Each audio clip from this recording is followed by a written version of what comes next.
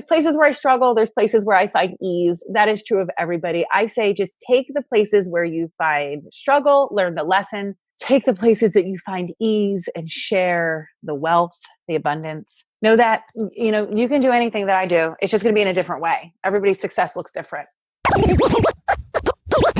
This is Your Kick-Ass Life podcast, episode number 292 with guest Rebekah Borucki. This is the Your Kick-Ass Life podcast with Andrea Owen, a no BS guide to self-help and badassery. Because ladies, let's face it, life's too short for it to not kick ass. And here's your host, the girl who serves it up straight with a side of crazy, Andrea Owen. Hey there, ass kickers. Welcome to another episode of the podcast. I am so glad that you are here. I hope that you're having a happy summer. I know summer can be really hectic for a lot of you. Every summer, so we've been doing the podcast now for 6 years.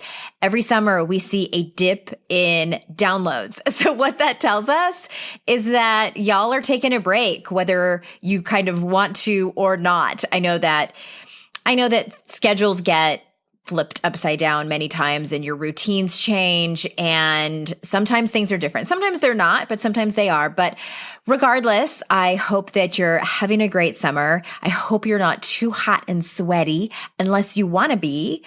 I know for me, I am taking a break this summer, especially July. July has been a time of, I was very intentional about it, and I made sure that I only have one-on-one clients on my calendar as appointments. That's it.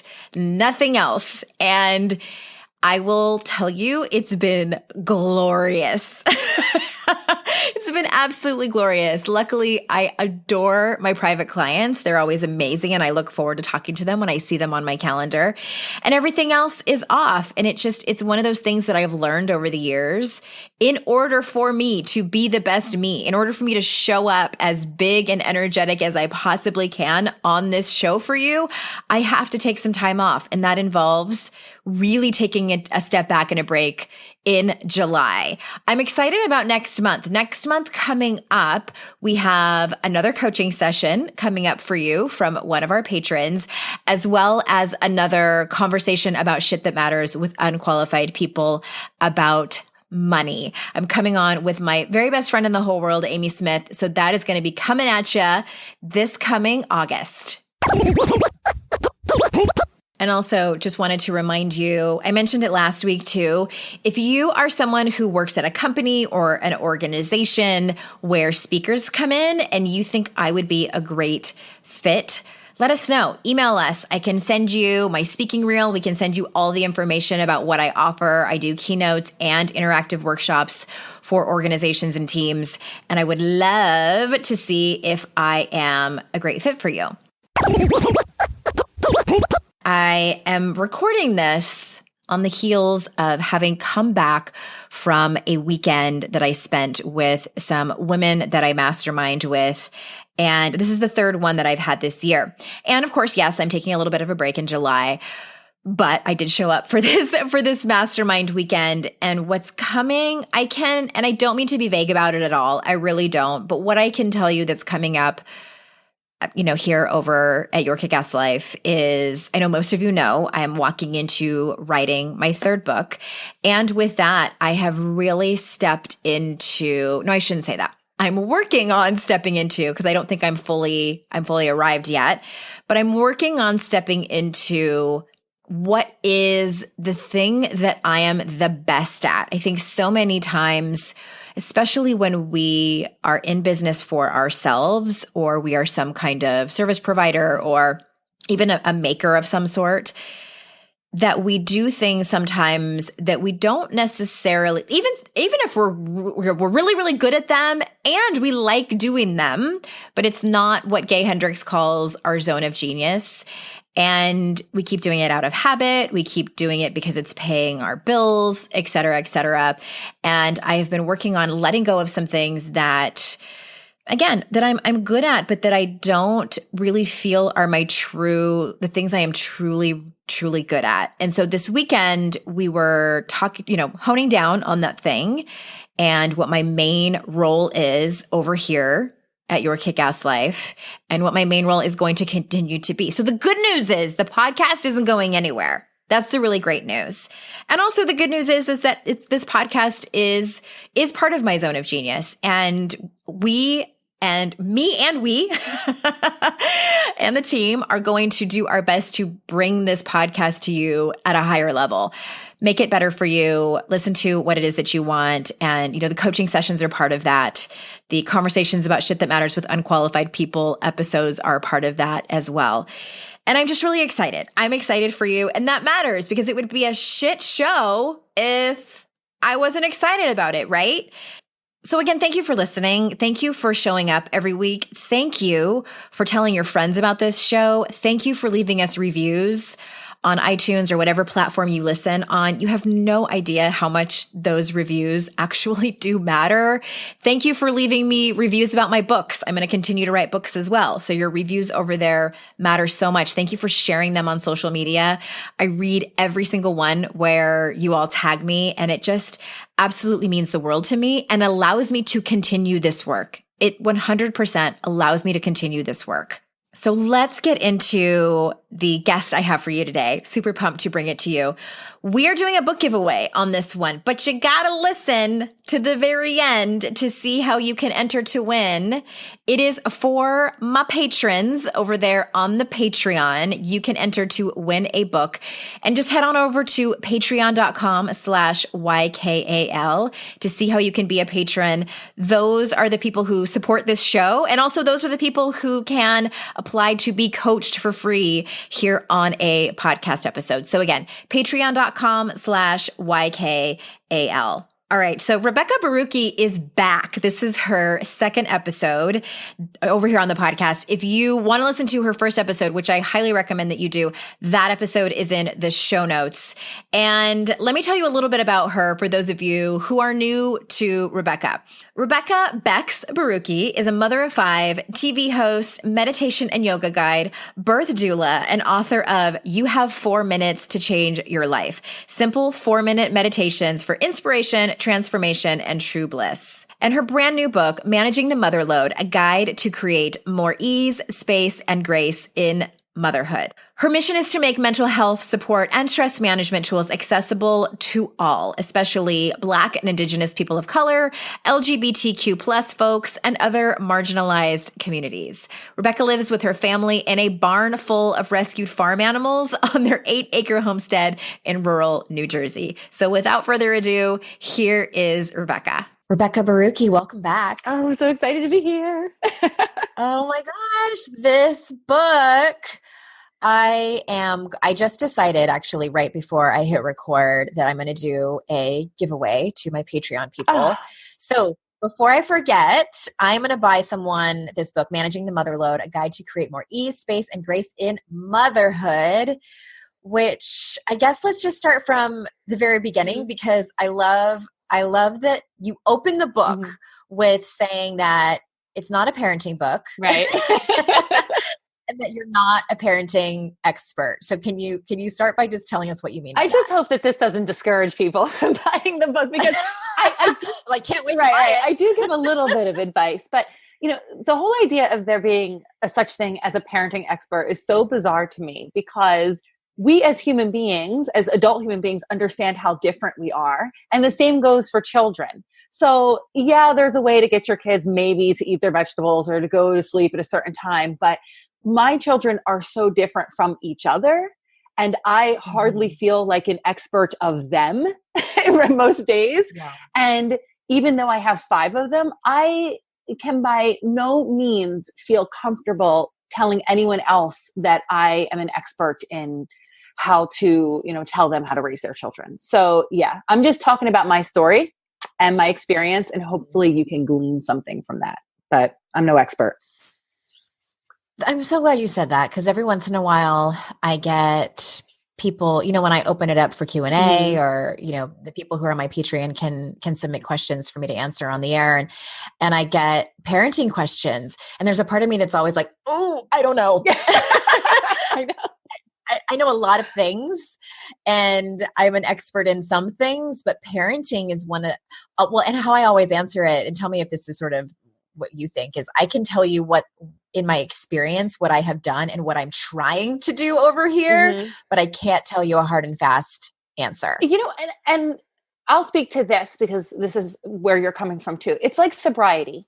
It's something that's always evolving.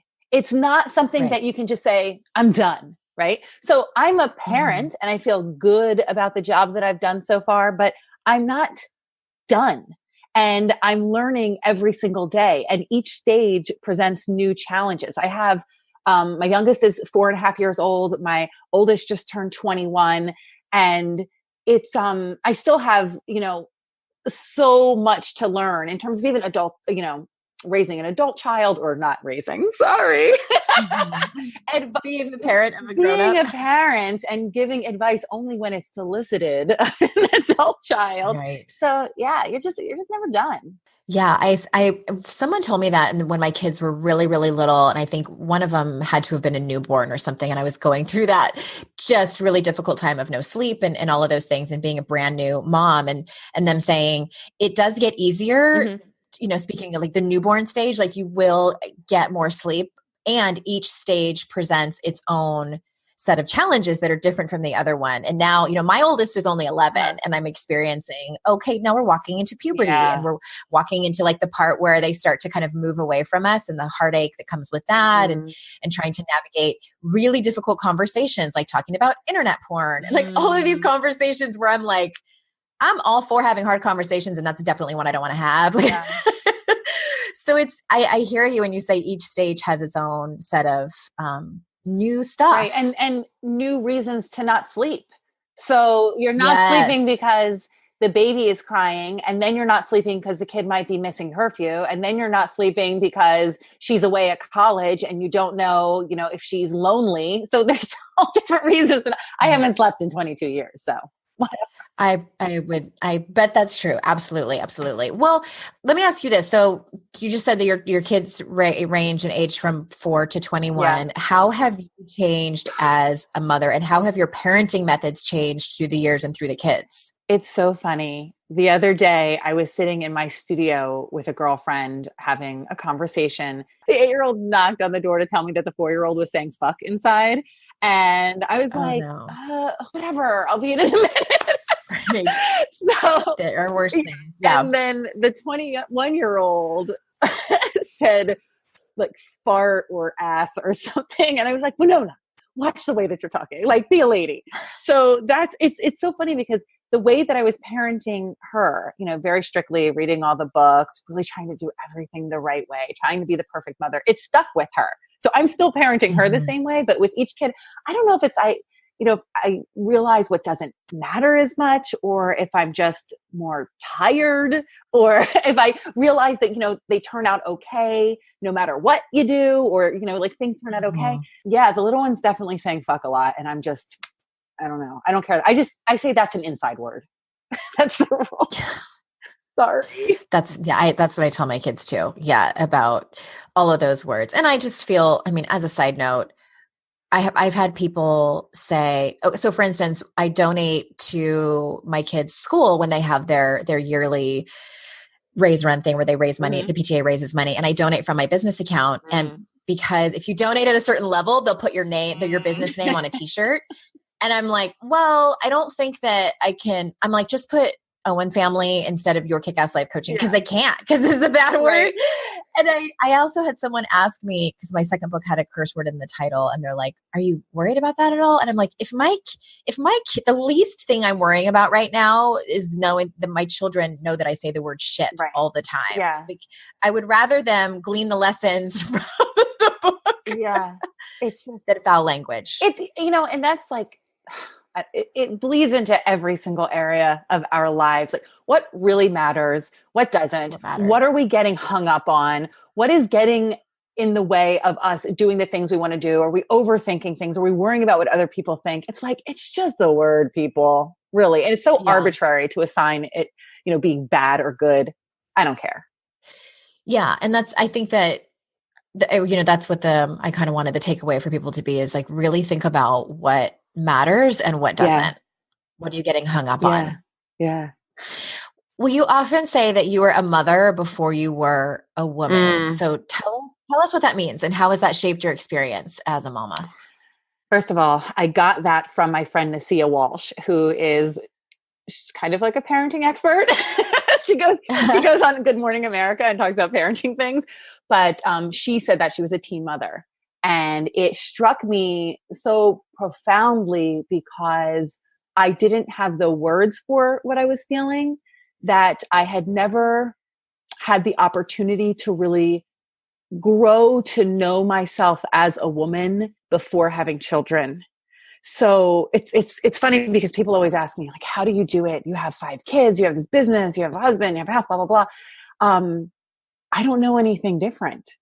My whole adult life has been in the context of being a mother and taking care of other people. I've never not had that responsibility. I was 18 when I was pregnant. I was 19 when I had Winona. No regrets. I don't feel like I missed out on anything. It's just a different lens through which I'm looking. So that's happening for me now. Even though the little one is still little, I've learned how to, and I talk about this in the book, I've learned how to go after my dreams, to create space for myself, to learn how to integrate my dreams into my reality as it is in this moment. But that's what it means. I became a mother before I knew who I was. And I think it's a really, really cool adventure now in my 40s when I'm more confident, when I'm good with my body, when, like all that stuff has happened, to get to know myself. It's a really cool time. Yeah. That is okay. And everybody, just kind of circling back, Managing the Motherload, a guide to create more ease, space, and grace in motherhood. And already this morning, well, if you listen to this podcast the day it goes out, I posted in Patreon for a giveaway for this book. I'm curious about, because you were on a while back, we'll post that link in the show notes as well, when we were talking about your first book, which was You Have 4 Minutes, and it's all about meditation. What made you decide, did the publisher say, will you write a book on motherhood? Or did you just wake up one morning and decide, what made you want to write this particular book? I didn't want to write this book at all. That's what I thought. I didn't want to say that. I didn't. But I remember that. And that's why the introduction is what it is, that I'm not a parenting expert. I'm just a parent. This is a book I never wanted to write. I wrote it and I'm still going through this time. During the hardest time of my life, I was estranged from my 17, then turned 18. Now he's 19-year-old son. And we're just rebuilding our relationship now, and it's going really well, but it's been a hard, long road. So it's like, who am I to write this book? This is ridiculous. My kid isn't even talking to me. He hates my guts. So I proposed a book. My publisher was like, give me another book, give me another book. I proposed a book that I still really love and I still want to write, but they said, we don't know if we're ready for that one yet. We saw something in your proposal about this little program that you wrote, Managing the Motherload. It was a little talk that I gave at a mother's group. And what about that? That's such a great title. What if you wrote about that? And when they rejected the first proposal and came back with that, I was actually in bed experiencing a miscarriage. And I was, it was 8 days that I was in bed, and it was incredibly painful. It was a choice that I made to do it that way, to not speed it up through medical intervention. But it was just a devastating, confusing, really hard time, because it was also a pregnancy that I was really stressed out about. And I didn't even know if I necessarily wanted, which is not something I talk about a lot, but it was scary. And so this flood of emotions. I get this email from my publisher. They say, we want this book about motherhood. My 18-year-old's not talking to me. I'm having this miscarriage. And I was like, you know what? Fuck it. I'm just going to do it. This might be the best and worst time to do this. And I wrote the proposal while I was still in bed. And I wrote that first chapter while I was still in bed, and I sent it off, and they loved it. And then I started that journey, and it was a lot of heartache through the entire process, because that whole time I was feeling like a fraud. And so I talk a lot about the estrangement, and I talk a lot about the estrangement with my mother, that I was experiencing even at the time that she died. So a lot of that's in the book, and there's a lot of fun stuff too. So I don't want anyone to be scared away. But it's all of it. I mean, it's what motherhood is. There's a lot of loss. There's a lot of pain. There's a lot of grief. There's a lot of joy. There's a lot, a lot of birth. So yeah. Wow. Thank you for sharing that. I didn't know that. I totally missed that part. And hardly anyone does. Also, yeah. So I can attest to that, just having known you, that no, this is also a book with a really, your sense of humor is so infectious and just joyful that it's woven into the book for sure.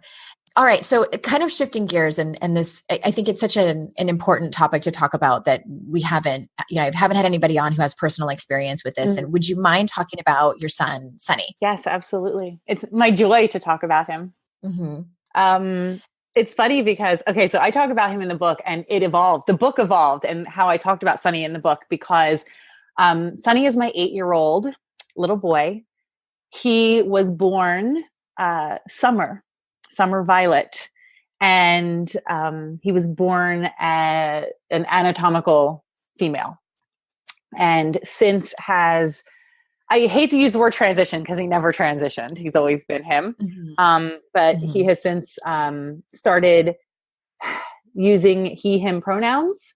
And he goes by the name Sonny, which was a name he wanted to give to a golden retriever that we're absolutely never getting because we have enough pets. You have a farm. Give up that dream and just give to yourself. So in December of 2018, he was playing a game in gym where they separated the girls and the boys, and he came home and he was distraught, and he said, "Mom, I didn't want to be on the side with the girls. I can't do it anymore. And I don't want boobies, and I don't ever want to birth a baby." I mean, like, he had thought about this a lot. So was this the first time he had come to you and talked to you about that he might not feel like a girl? So as soon as he could talk, it was, "I don't want to wear dresses." And he only wanted to wear black. And looking back, I could see even in the pictures how his face was so different when he was wearing, like, quote unquote girl clothes. He wouldn't let us use descriptors like pretty or beautiful. I wrote a blog about it when he was 3, and it was like, my daughter doesn't want to be called beautiful. And I thought it was like this female empowerment, like, message. Right. Because, he's a boy. And he would say things like, "I want to be a boy," but we didn't want to not influence him, but we just were like, okay, let's just see how this plays out. We're just going to let him say it. And so when he, came out, and I'm holding up quotes now, in December, his hair didn't change. He had already had short hair. His clothes didn't change. His toys didn't change. Nothing about him changed but his name and his pronouns. And so it was really easy. Our church was amazing. They accepted him fully. Our family is incredible. Like, everybody was just like totally on board. My community, of course, was great. And his school, surprisingly, because we go to a predominantly white, and I say 97% white, conservative, Republican voting, very non-diverse school community. They were on it. But of course, New Jersey is only second in the nation in how tough their transgender laws are to protect children and adults.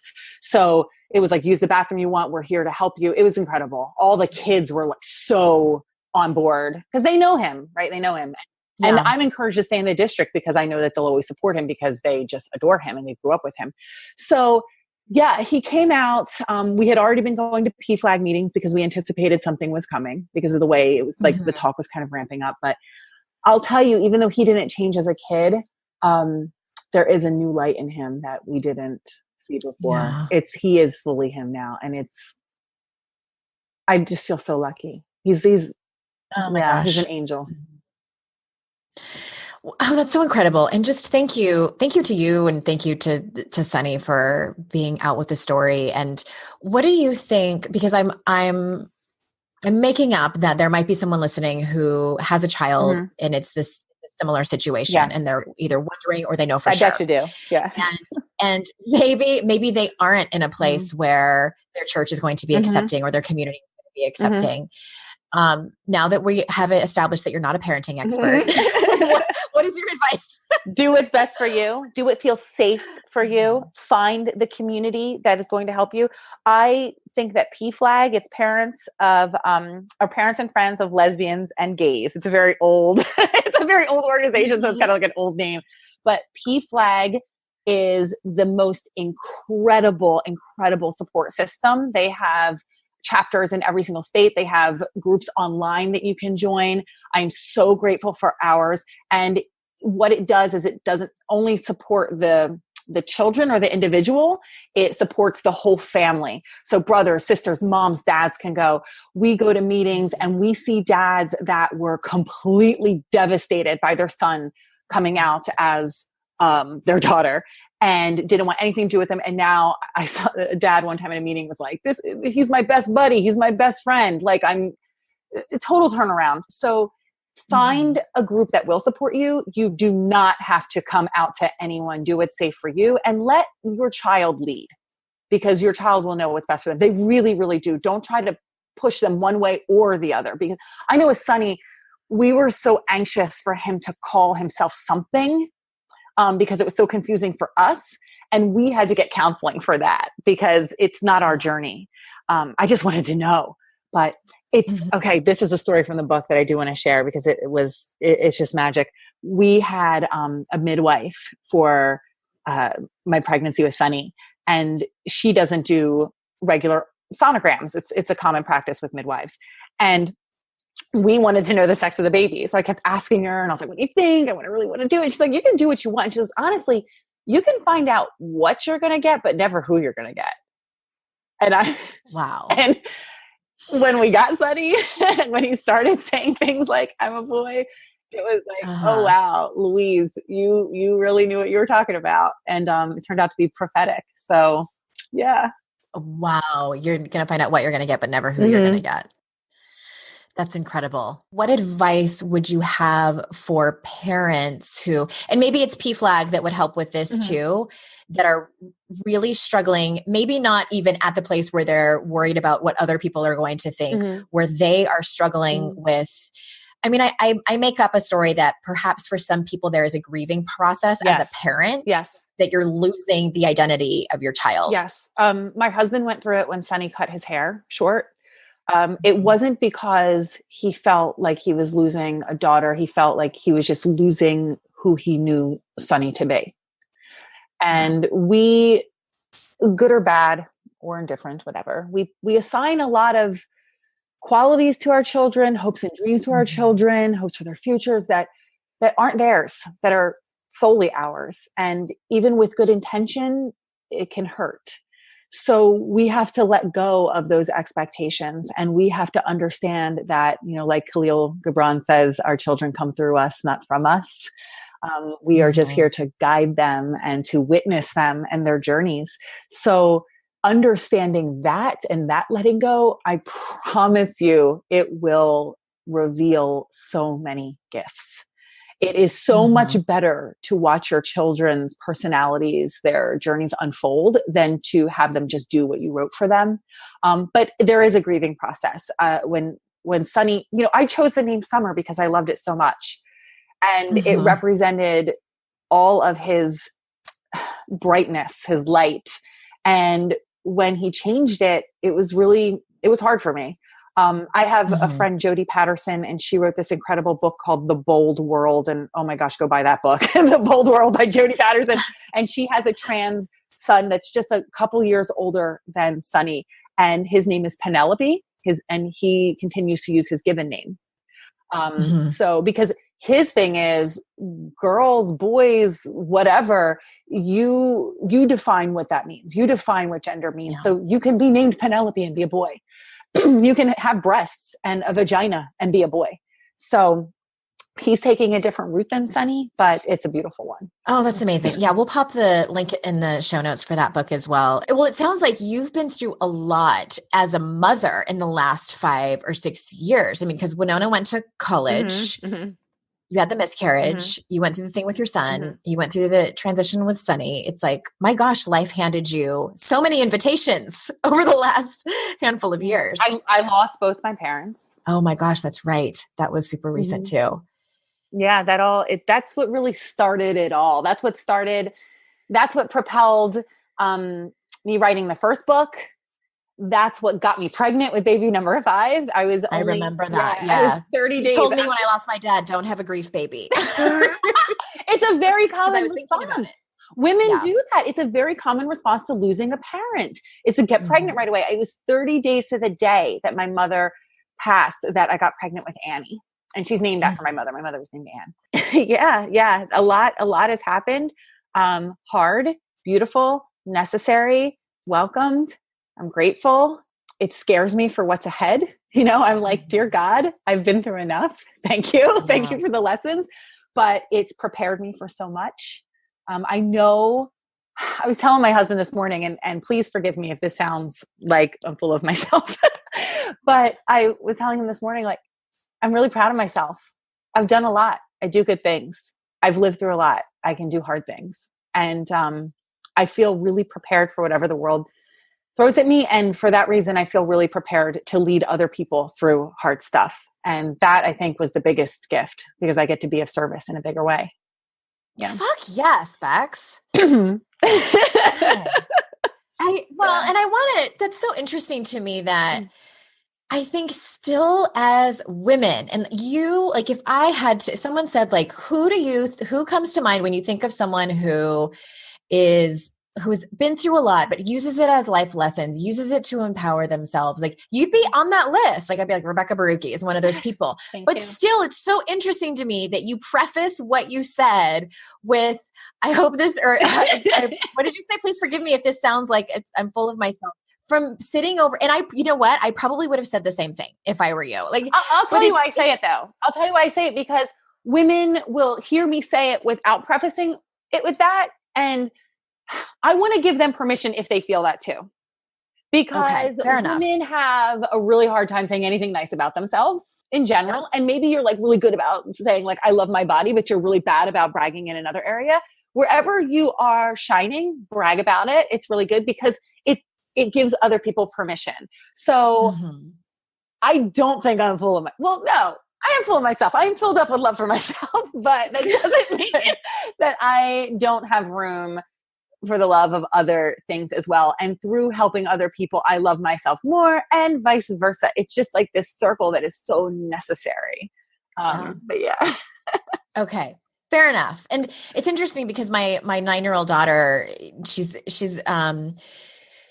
she sometimes struggles academically. And when she works her ass off, she's worked her ass off in 3rd grade and has seen the benefits from that. And we had this conversation about bragging because, it's kind of, that word is going around in the circles of her friends, and so-and-so told me not to brag. And she said she's a bragger. So I was like, listen, that word has such a negative connotation. And so the way I explained it was simply this. I said, it's one thing to talk about your accomplishments and your achievements as feeling or talking about them, that you are better than other people. That's not okay. But you are, and this is what I tell her all the time. I'm like, you worked hard for that. And that's called acknowledging. Yeah. That's acknowledging, being proud of yourself. Those are different. So that's how I explain it to my daughter. And that's what I saw you doing, is like, you're not, shouting from my podcast, like how much better you are than everybody else. No, I'm so regular. Yeah. And you really are. It's really, this is the message that I want to give moms, in the book, and then just in life, and just women in general, because I love all women, not just moms. I just happen to speak from that point of view. There is nothing exceptional about me. Nothing, really. There's nothing. I didn't have money. I dropped out of high school. So I don't have an education in that way. I'm smart in some things, and there's a lot of things I don't know, just like anyone else. I'm bad at math.